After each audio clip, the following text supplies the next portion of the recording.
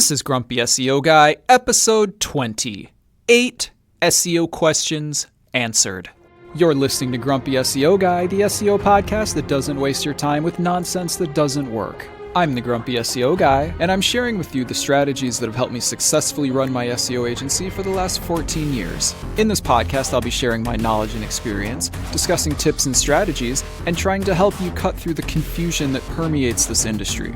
If you listen to this podcast, you will know more about SEO than 99% of people on the planet. Ready? Let's get started. I'm the Grumpy SEO Guy. Let me tell you why I'm grumpy today. I'm grumpy today because nobody can get answers to their SEO questions. So you know what? Today, I'm going to answer your SEO questions. But before we do that, my lawyer tells me that I have to say this right now. A quick disclaimer before we get started. Everything I say here is based on my experience and opinion from 14 years in the industry. I don't officially know how Google or any other search engines work. Everything I say here is hypothetical and based on my experience. This podcast does not constitute advice or services. What worked for me may or may not work for you. Okay, back to the show. Okay, before we get started, I just want to say, if you have any questions, you can email them to me at hello@grumpyseoguy.com. Question number 1. Should I use WordPress? So, are you talking about for your portfolio of authoritative blogs that you're using to rank your website or your clients' websites? Or are you talking about for your main site that you're trying to rank? You know what? Either way, yes, you can use WordPress. Okay, let me tell you about WordPress a little bit. So let me put it like this. I use WordPress on many of the sites in our portfolio. Why? Because it's really easy. So, okay, that's all that I'm really looking for. And for my personal websites that have like nothing to do with my SEO agency or anything like that, I use WordPress on most of those too. You want to know why? Because it's easy. Now, here's the thing. The only other thing that I would really say is this. If you you don't have to use WordPress, okay? So if you want to use, one of these web development services that, advertise all over the place and give you a website and hosting and stuff. Look, I'm not going to say who they are. You know who they are. But yeah, literally no problem. I know people who use those. That's totally fine. If you want to make a website from scratch because you're an awesome web developer, okay, I am not an awesome web developer. But if you are, yeah, do it by hand. That's awesome. But WordPress is easy, and millions of people use WordPress because it's easy. So yeah, use WordPress. No problem with that. I would just say, make sure that everything is, the most recent version. That's probably pretty important. And the only other thing that I'll say, and this doesn't matter, this is just me. I think the newer versions are a little bit more difficult to use than the older versions. I don't know, maybe I just haven't figured them out yet. Look, I don't really do a lot besides making posts. So whatever. But I feel like in the older version, it was easier to, use paragraphs. Now every paragraph is its own block or whatever. I don't know. Look, I probably just haven't figured it out, okay? But I just thought it was kind of irritating when they changed it. But it's fine. I still use WordPress frequently. Literally not a problem at all. I recommend that you use WordPress. Okay, that's the end of that question. Next question. How long should my content be? Okay. I'm going to assume you're talking about for the site that you're trying to rank, and you're not talking about for a site within your portfolio. But the answers are, I don't know, they'd be similar anyway, but let's just talk about your regular site for a bit. Okay, I'm going to give you a general rule, and then I'm going to give you a specific rule. The general rule is this: between 400 and 1,000 words. Look, don't have every post on your page be 400 words because that's less work, okay? Come on. But I'm saying if you're at least 400 words, it probably wouldn't be a problem. Same thing, 1,000 words, that's probably pretty good. Look, most people don't write 1,000 word posts, okay? So if you're at 1,000 words and it's good quality content that makes sense to the reader, and remember, that's the purpose of content, is to keep the visitor on the site. Content doesn't really help you rank. If it's 1,000 words and it makes sense and it's good quality, yeah, that's great. You know what? You can go over that if you want. If you get carried away and you're just writing the most amazing piece of content in the whole world and it's 2,000 words, that's fine. That's awesome. You should do it that way. There's not a wrong answer in this case. But I'm just saying, on average, 400 to 1,000 words is fine. Okay, here's the specific advice.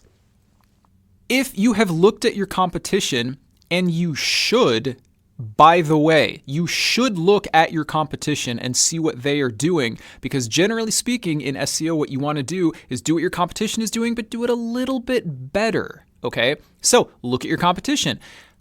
How long is their content on average? Are they 500 words? If their average content is 500 words, maybe you should do 550 or 600 on average. Okay, that's not too much more. You could probably write some good quality content about whatever your business is, right? So you should probably do that. Now, I say this because if your competition has tons of like 2,000 word articles on their site, well, you probably don't want to be posting 400 word articles on your site, okay? But generally speaking, just do what your competition does. And let me say this, okay? Because I've said this before, but like this is important. Your competition are the websites that are ranking for the keywords that you want to rank for, okay? That doesn't necessarily mean it's businesses that sell the same thing that you sell. It means websites that rank for the keywords you are attempting to rank for. Okay, that should make sense, but I mean, like, because everybody thinks of competition as like, oh, people that are in my same niche. No, it's websites that are ranking for the keywords that you're attempting to rank for, okay? Why? Because those are the websites you have to outrank, okay? Your competition, your like real competition, okay? The people that are selling the same things that you are, they might not even be on the first page of the search engine. So you're already outranking them, okay? I mean, like maybe. They might be ranking below you. How about that? Okay? They might be ranking worse than you, so you don't have to worry about outranking them because you already outrank them. Your competition are the websites that rank for the keywords you wish to rank for. Okay, so look at those websites, see what they're doing, do it better. Okay, next question. How many pieces of content should I put on my site, and how quickly should I post them? All right, this was a phenomenal question. Can I tell you why? Most people would ask, how many pieces of content should I make? That's a good question. Okay, most people would not ask, how quickly should I post them? Okay, that's a very good question. Now, I'm going to answer both of these questions, and I'm going to explain why how quickly you post it matters. Okay, first question, or I guess first part of the question. How many pieces of content should I post on my site? Well, what you should do is look at your competition and see how many pieces of content they have. Let's just mention blogs at this point, okay? Let's say your competition has a blog that has 40 posts. Okay, and I'm not talking about other pages on the site. I'm not talking about us. I'm not talking about contact us. I'm talking about blogs. You can use this however you want. This principle that I'm going to teach you, you can apply this however you want. But for right now, we're talking about blogs. Your competition has a blog. It has 40 posts. Okay, so what you want to do is you want to do what your competition is doing, but you want to do it a little bit better. It's like with authority. You want to get a greater amount of authority than your competition has, then you will outrank them, okay? So with content, same principle. Again, content doesn't really have anything to do with ranking, but as far as content goes, you want to do what your competition is doing, and you want to do it better than them. So if they have 40 posts, maybe the website in question should have 45 or 50 posts. Why? Well, because that's pretty much the same thing, but it's a little bit better. Okay, now, there's another thing that you need to look at, and that is this. How often is your competition posting new blogs? Okay? Because let me be 100% straightforward with you here. Most people will start writing a blog and then stop. Okay? They'll be really intense about it for like a week or two and then they stop. All right? So your competition that has 40 blog posts, when was the most recent post? Was it this week? Was it last week? Was it 2 years ago? Okay, this will be important in a minute. The next thing that we need to talk about is how quickly should you post them? Okay, let's say you're doing 50. You're doing 50 posts for your website, okay? Why? Because your competition has 40. How quickly should you post them? If it were me, the way I would do it is like this. I would post 10 of them immediately. And just, like for this example, we're just assuming that this is a brand new site or just like a new campaign that you're starting or something, okay? I would post 10 of them right away. I would post them immediately. I would post all of them at once, okay? What I would do with the other 40, because remember we have 50, is I would schedule them once a week, or you could do twice a week until you run out of them, okay? So basically, like, that's going to be like 40 more weeks. Let's call it a year, all right? It's almost a year, kind of. I don't know. Or half a year if you're doing it 2 a week. Now, why does this matter? Why does it matter how quickly you post the blogs? If you remember from a previous episode, we mentioned something called freshness. Now, freshness basically refers to how often does a website post new content. And all else being equal, search engines prefer websites that regularly post new content. Now, I think that's stupid. Personally, I'm not saying ignore that rule, but I think it doesn't make any sense. Because why would you not post everything immediately and get it out there and make your website the best, most comprehensive collection of your subject or your industry or your field or your business by having it all out there? That makes perfect sense to me, okay? But that's not how the search engines want you to do it. Because if you post everything all at once, then you're not going to be posting anything else and you won't have any freshness. So take your blog posts, publish 10 of them at once. Okay, that says to the search engines, hey, crawl our website. We've got 10 posts. We're awesome. That gives them something, hey, look at this website. It's not thin content. Okay. It's not some website that has like one page on it, like one post. It's got 10 posts. Okay. That's great. Now you're going to schedule the other ones out once a week, twice a week. Really doesn't matter.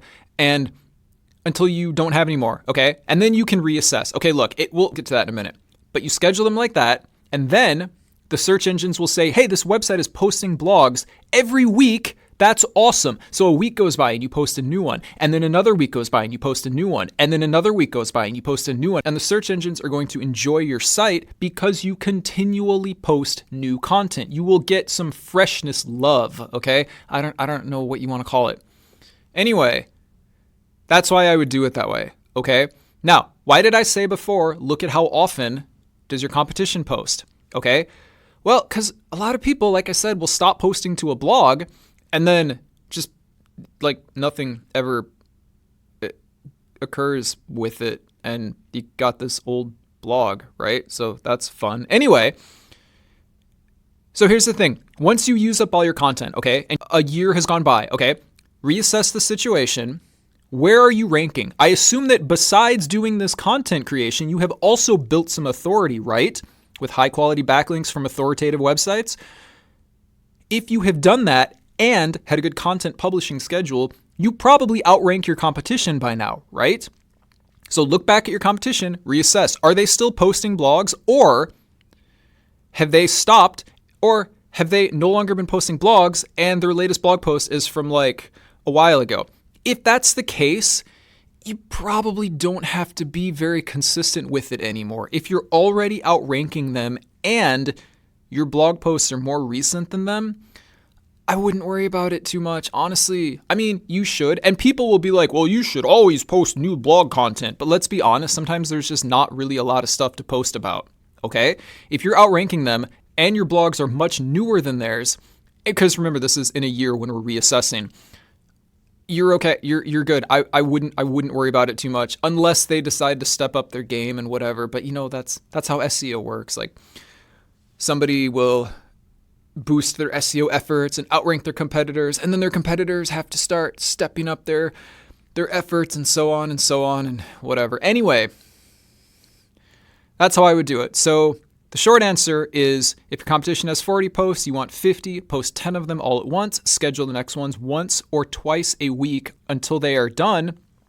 In the meantime, make sure you're doing things like building backlinks from authoritative websites so that you get some authority and you can actually start outranking your competition. And then hopefully by the end of a year, you are outranking them and your blog is more recent than theirs and your website is awesome and you're at the top of the search engines. Okay, anyway, we're getting a little bit more detailed here, but that answers the question of the number of blog posts that you need.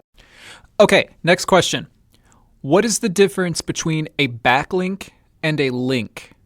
Okay, that's a good question. And for the most part, they're exactly the same, but there could be a difference. Look, backlink just means a link from another website to your website, okay? So if I link to you, that's a backlink, okay? But you could also say link and it would be exactly the same thing. The only thing that you want to make sure that you're not confused about is you can also have a link on your site to another page on your site, okay? That's not really a backlink, that's just a link. Sometimes they call them internal links, okay? So you might also hear these terms. You might hear the word external link. That means a link from someone else's website to your website, okay? And then internal link is a link from a page on your website to a different page on your website, okay? So that's it. But if somebody says, oh, I got some links to my website, they're referring to backlinks, okay? If somebody says we're selling links, they're selling backlinks, okay? So backlinks are a type of link. Backlink refers specifically to a link from a different website to your website, and link just refers to any type of link anywhere. Okay, next question. Should I use alt text on my images? Yeah, I mean, you should. Like, honestly, it will help with making your website friendly on certain devices. And also, here's the thing. Alt text can marginally help you get in the results of a Google image search, okay? Now, people don't think about this. Here's the thing about Google image searches, okay? People always think, oh, I want to get more traffic from the search engines, and they're always thinking about regular searches, okay? Image searches are a legitimate way to get extra traffic. Now, it might be a small amount of traffic because in most cases, people aren't using Google image search for everything. But look, if you're, I don't know what your website is about, okay? But if it covers, stuff like image heavy stuff, that could be literally anything, okay? People are going to Google image search for a thing, all right? Especially if it's the kind of like specific thing that an image explains more clearly than text. They're going to look for an image, and if they find an image that's cool, they're going to click on it, and then they might click visit and go to your website, and then, oh my gosh, that's a visitor. So image search in some industries is very important, but it's always cool. Why would you not want to get visitors from Google image search? Now use your alt text. Okay. And alt text is also used to help describe images to people that might have a visual impairment and can't see the image very clearly. So it makes your website more helpful to everybody, okay? So yes, include alt text. Next question. I want to start doing SEO. What software and tools do I need to buy? Okay. Look, I'm going to kind of gently answer this question because I don't want to be accused of like shilling for stuff. Okay, first of all, nobody pays me to recommend anything. The only things that I tell you are things that I do and things that I have used, okay? So I can also guarantee you that any companies that make any SEO tools don't even know I'm talking about them. I mean, like they might, but I don't know. They probably don't, okay? So this is what I would recommend. There are 3 types of tools that you need, okay? There's a lot out there. I'm going to recommend a couple, but there's 3 types that you need if you're going to be involved in SEO. The first one is some kind of tool to research backlinks and authority both on your site and your competition's sites, okay? Now, there's a lot of choices that you can use for this. A very popular choice is Ahrefs. You can find that at ahrefs.com. It's like Ahrefs, like the code. Okay, ahrefs.com. It's pretty expensive. You know what? Actually, a lot of SEO tools are pretty expensive. And let me quantify that because I know somebody's going to be listening and they're like, it's not expensive. Look, if you're just, okay, first of all, some of these SEO tools are like $100 or more per month, okay? That's pretty expensive, especially if you're just starting, all right? If you don't have a very big budget and then you have to buy a bunch of tools that are $100 a month, that's pretty expensive. So I'm just going to leave it at that. Okay. Anyway, Ahrefs is pretty cool. You might also want to look into SEMrush, SEMrush, SEMrush.com, and Majestic, Majestic.com, Majestic.com. They have some crossover, they have some differences. I'm not going to get too far into it now, but you might want to inquire about free trials if you're thinking about using them. Sometimes they advertise free trials, sometimes they don't. Sometimes they will let you do like one search per day for free.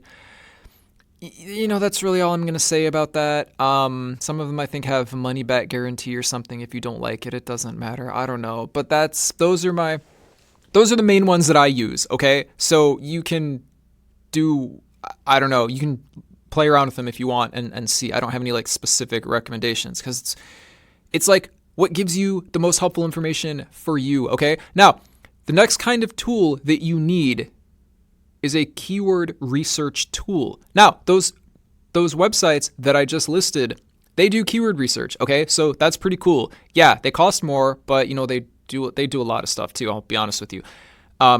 If you're trying to save money, there's a tool I like. It's called keysearch.co or .co. People say that both ways. So I'm going to say it two ways. Keysearch.co, keysearch.co, or keysearch.co. It's the same thing. Whatever way you prefer to say it, that's cool. Okay, keysearch.co. It's a pretty decent keyword research tool. Look, it's not the most powerful keyword tool in the world, but you know what? It's way more affordable. I'm not even joking. It's substantially more affordable than any other keyword tool I've ever used. And I've literally been using it for, at least 6 years. It may be 7 years. I've been using it for a long time. Okay. It's a pretty good tool. It's a lot. I'm actually not sure how much it costs right now. But I think it's around $20 a month. I don't even think it's that much. Maybe they raise their prices. I don't know. But anyway, so I just looked and the lowest price tier they have is $17 a month. So that's way less than like pretty much any other keyword tool that I've ever seen. I strongly recommend you check it out if you're looking for keyword ideas and difficulty levels. It's pretty awesome. Okay, anyway, the other type of tool you need is a SERP tracker. SERP, S-E-R-P, Search Engine Results Page. Okay, so a SERP tracker is any tool that lets you check the position of a website for certain keywords over time.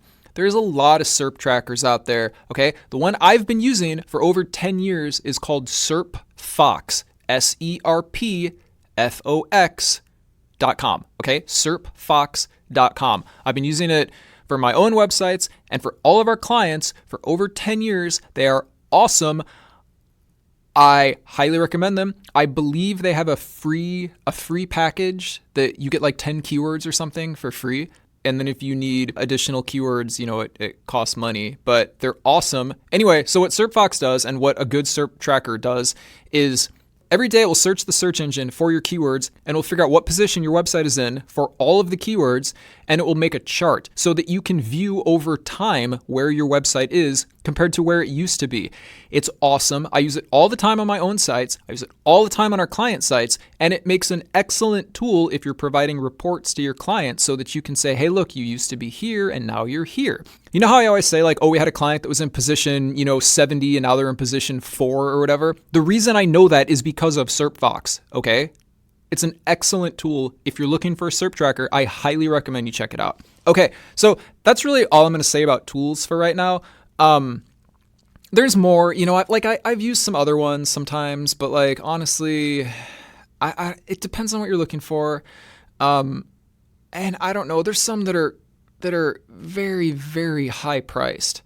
And you know what? Some of the most expensive ones I've actually heard a lot of negative feedback about. So look, I've been able to do whatever I needed to do as far as SEO goes with all of the aforementioned tools. Okay. So like, and I don't even use all of them all the time. I was going to say, I can't tell you how to do it, but literally the purpose of this podcast is me telling you how to do it. So like, figure out what data you need and then explore different tools that provide that data. Okay. Like, does that make sense? Like, for example, I think Ahrefs is great, but maybe you get what you need from SEMrush or something. All right. I don't know. Look around and like, see what you like. But anyway, those are the 3 types of tools you need. So anyway, the 3 tools that I mentioned at the beginning, so Ahrefs, Majestic, and SEMrush. They have some overlap, but they also do some different things. So again, it's going to depend on what you're looking for. Okay, next question. The keywords that I want to rank for are too competitive. Are there any other strategies besides building authority? Okay, that's a great question. So one of the main aspects of doing effective SEO is selecting the right keywords. So let's look at this question. So your keywords are too competitive. So what would that look like? Okay, your keywords are too competitive. Okay, so maybe whatever they are, like, I don't know, let's say blue widgets. All right, obviously this is just an example. Nobody is probably trying to rank for blue widgets. Okay, but let's say blue widgets happen to be your keywords. Okay, so what does that mean? If they're too competitive, well, what that means is when you looked them up in some kind of SEO tool, you found that the websites that are currently at the top of the search results have a ton of authority. What does that look like? Well, there's various metrics, which I've talked about on other episodes. So maybe they just have very high authority scores, and every tool has its own authority score because like the actual level of authority used by the search engines isn't made public. So tools have to come up with a proxy basically to determine what they think the authority is. But anyway, and then when you looked further into those, you found that they have some very good backlinks from some very authoritative domains. Okay, so what's a quicker way of looking at that? Okay, let's say when you search for your keywords, let's say the first result is like a .gov site. All right, well, yeah, you're probably not going to outrank a .gov site. Okay, maybe the second result is a .edu site. Well, it's possible, but it's pretty hard. Maybe like the third result is Wikipedia, and the fourth result is, I don't know, some like Microsoft.com or something. I'm just using them as an example. Yes, it's possible to outrank somebody like Microsoft, but it's going to take forever and a ton of authority. And I would bet that most people would not be able to do that. So you have a valid question. My keywords are too difficult. How do I do it? Okay, so there's basically 3 ways to rank in SEO. The first way is to just wait and do nothing, and then eventually maybe somebody finds you and backlinks to you, and then maybe it takes so long. Please don't do it that way. Like, that's literally why SEO agencies exist, because people don't want to do it that way. They don't want to wait. Okay. And if your website is not ranking, it's very implausible that somebody is going to find it and link to it to even give you authority in the first place. Okay. So let's not go that route. Okay, the second route is to build tons of authority by getting high quality backlinks from authoritative domains. Okay, but that takes money and or time.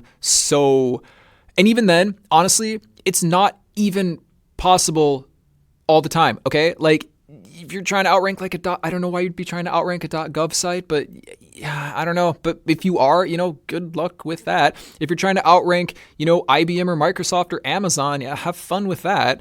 I'm not saying it's impossible. I'm saying most SEO agencies can't do it, okay? And it's not, even if they know how to do it, like, for example, Amazon has so much authority, you're probably not going to outrank Amazon, okay? Anyway, what's the third way? The third way is to use less common keywords, okay? Let's say blue widgets is too hard. You're just not going to rank for blue widgets, okay? It's too challenging. Every competitor in the top 30, for example, okay, has too much authority. You're never going to outrank them. Okay, well, so blue widgets, you can't use that one. But what if you were to do variations on that keyword, okay? Now, this is frequently referred to as a long tail keyword. It's generally got a larger number of words in it, and it's more specific, okay? So, how to make blue widgets. The best blue widgets. A comparison of blue widgets. Keywords like that, those probably have less competition, and they also probably have fewer monthly searches. Now, if you remember from another episode, you know that generally speaking, the higher number of monthly searches a keyword has, the more competition it will have. Why? Because when more people are searching for something, it's a more attractive keyword to rank for because you can get more traffic, okay? Not always, but usually. Every once in a while, you find a keyword that doesn't have a lot of competition and has a bunch of monthly searches, okay? But like, don't expect that to be the case. Just be, cheerful when it happens, and definitely use that keyword. Just be cheerful when it happens. Anyway, so if you can't rank for blue widgets, you can probably find a good number of related keywords that don't have huge amounts of competition that you can probably rank for. Now, are you going to get fewer visitors from those less competitive keywords? Yeah, but you know what? You can do more of them. So instead of getting one keyword that gets like 10, I'm making these numbers up. Okay. Instead of getting one keyword that has like 10,000 searches per month, you could do 10 keywords that have 1,000 searches per month or whatever. Okay. Long tail keywords are awesome. People like to focus on the big keywords, the main keywords. But like if you take the time and find some good long tail keywords, you can have some pretty nice results. Okay. So the answer to your question of the competition is too hard, is there any other way I can rank? The answer is you can rank if you select less competitive, but still similar keywords. Okay. Get an awesome keyword tool to help you with this. Okay. Next question. How do I find an SEO agency that won't rip me off? Look, I'm thinking about doing an entire episode on this topic. So let me just give you the short answer right now. Basically, I mean, you can look at their websites. If they have websites, not everybody does. I mean, let me say it differently. When some SEO consultants don't have their own website necessarily, it depends, but I'm just saying some people don't. An agency should have their own website. Anyway, look, you need to ask them some questions, okay? Because every SEO agency is going to give you the same nonsense of, the good content and the blah, blah, blah. Okay, here's what I would do. So you're talking to them, right? Maybe you're emailing them. Maybe it's an in-person meeting, whatever. There's some questions that you need to ask.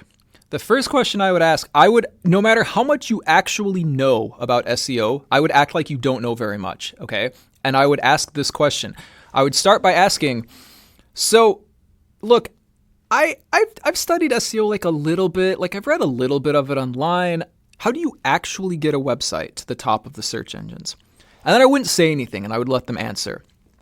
If all they do is talk about content and title tags and H1 tags and make some great blog posts and that's literally all they say, I probably wouldn't work with them, honestly, because they either don't understand SEO or they're not being clear with you about how they're actually going to get results. Because there is a type of SEO agency that never mentions backlinking, but still does backlinking, okay? Because for some reason, people don't like to talk about backlinking. So I say there's 3 kinds of SEO agencies. There's SEO agencies that don't build backlinks and don't get results. There's SEO agencies that do build backlinks and don't tell their clients about it. And then there's SEO agencies that build backlinks and tell their clients about it. The last group is called honest SEO agencies. Anyway, look. So if they talk about authority, or if they, if they don't, you could even say like, well, what can you tell me about authority? Because I read something about like authority and like link building, but I didn't really understand what it means. Like, how does that work? And then just let them talk, and if they say anything that doesn't directly suggest that backlinking builds authority and that's how you get to the top of the search engines, I probably wouldn't work with them. Okay, let's say they do though. Let's say they actually say, oh, hey, you know what? Yeah, so that's a good question. You're right. Maybe, they say this when you ask your starting question and they say, oh yeah, listen, so SEO, there's a bunch of things involved in content and blah, blah, blah. But listen, there's also something called authority. And authority is how the search engines determine how relevant a website is for a certain search term. It's like a measure of popularity, kind of. And, blah, blah, blah, that kind of thing. Okay, so far so good with this answer, okay? So far so good with this agency, okay? So then the next question is, oh, okay, cool. Well, listen, like how do you get backlinks? So you just said that we need backlinks. How do you actually get backlinks? You'll hear one of 2 answers.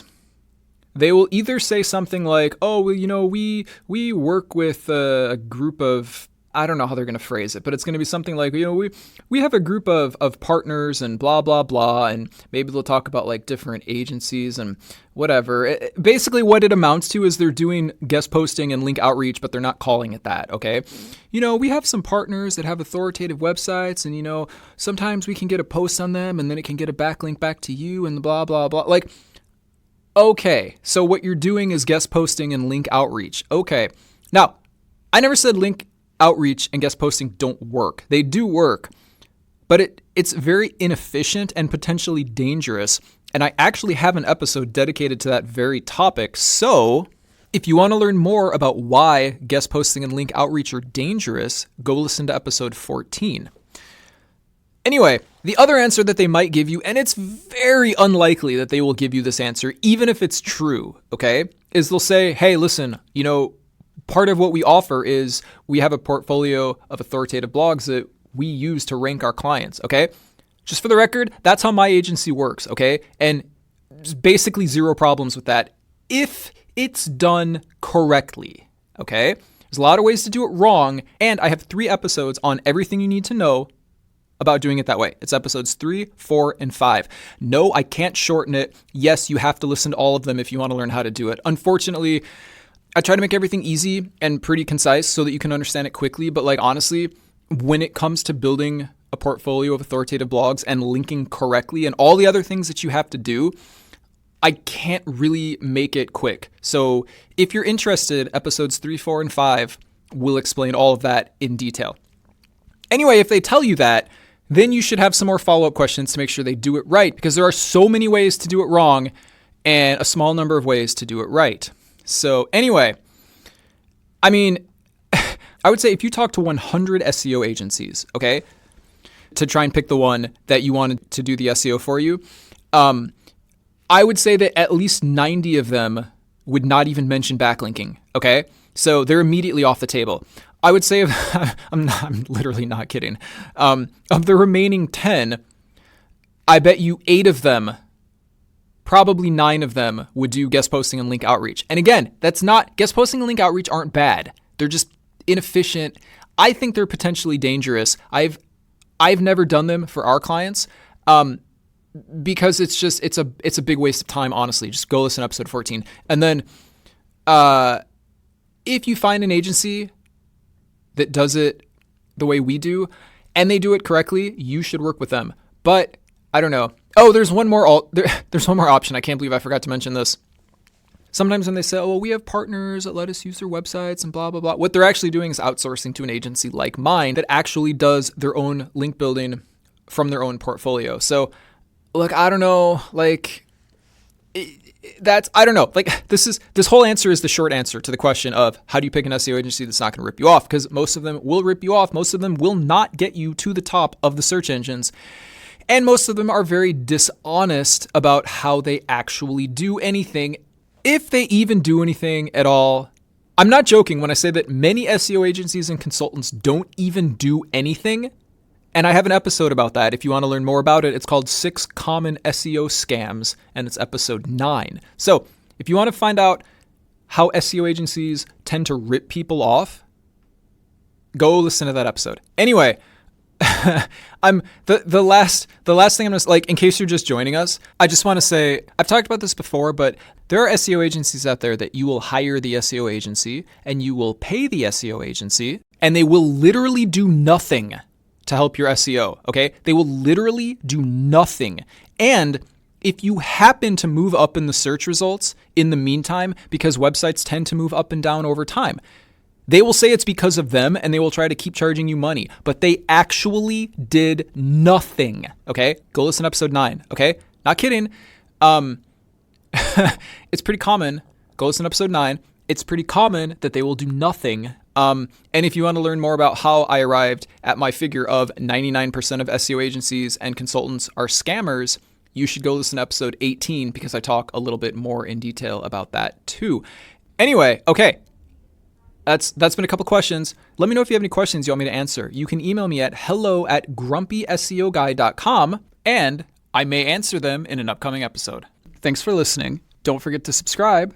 And if you enjoy this podcast, please leave a review. It would really help the show out. I hope this episode was helpful. And if you have any questions, or if there's anything that you want me to talk about on a future episode, you can email me at hello@grumpyseoguy.com. And I'll talk to you later. You're listening to Grumpy SEO Guy, the SEO podcast that doesn't waste your time with nonsense that doesn't work. Join us next Wednesday when we talk about everything you need to know about SEO in 38 minutes.